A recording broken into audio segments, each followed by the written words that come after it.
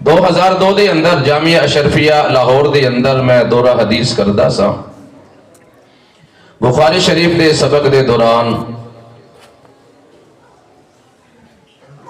پیر طریقت راہبر شریعت ولی کامل حضرت اقدس حضرت مولانا صوفی محمد سرور صاحب رحمہ اللہ،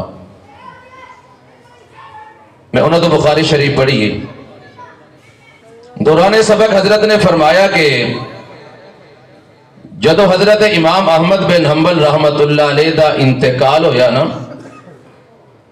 کچھ عرصے دے بعد کسی نے خواب دے اندر حضرت امام احمد بن حنبل رحمت اللہ علیہ دی زیارت کی تھی اور انہاں تو سوال کیتا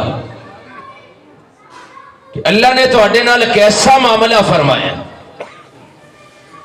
حضرت امام احمد بن حنبل رحمت اللہ علیہ نے فرمایا کہ میں جدو رب دے سامنے پیش ہویا نا، اللہ نے فرمایا امام احمد تو ساری زندگی لوکاں دے تانے تے میڑے سن کے میرے قرآن نو سینے دے نال لگایا ہے، لوکاں دیاں گلاں سن کے تو میرے قرآن نو سینے دے نال لگایا ہے، حکومت دا ظلم و ستم برداشت کر کے میرے قرآن نو سینے دے نال لگایا ہے۔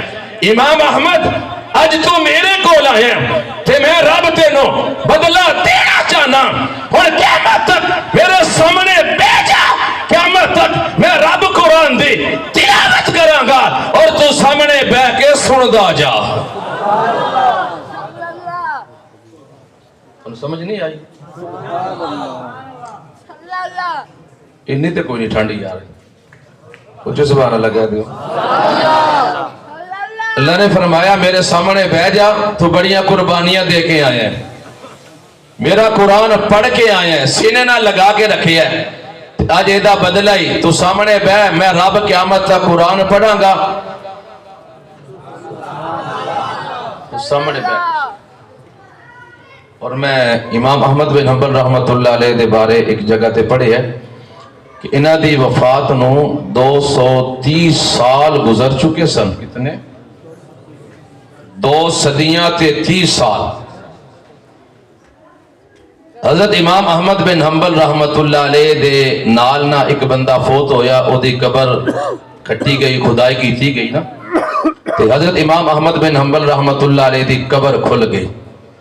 ویکھن والیاں نے ویکھیا کہ کفن بھی تازہ ہے، جسم بھی تازہ ہے۔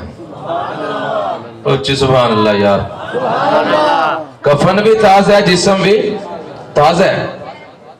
زمین میلی نہیں ہوتی، زمن میلا نہیں ہوتا، محمد کے غلاموں کا کفن میلا نہیں ہوتا۔